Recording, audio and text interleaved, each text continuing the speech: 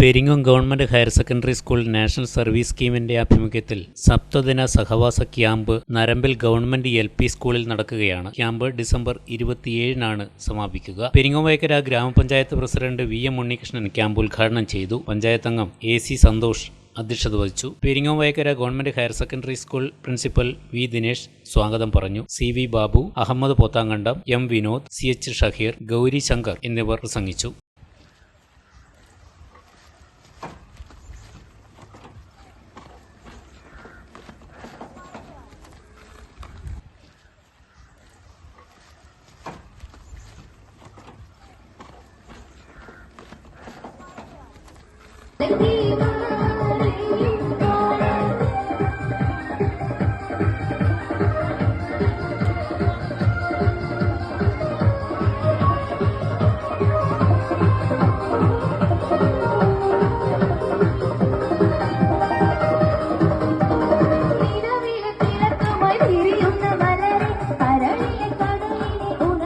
നിങ്ങൾ സ്വർണ്ണാഭരണങ്ങൾ വാങ്ങുമ്പോൾ വഞ്ചിതരാകാതിരിക്കാൻ ജാഗ്രത പാലിക്കുക.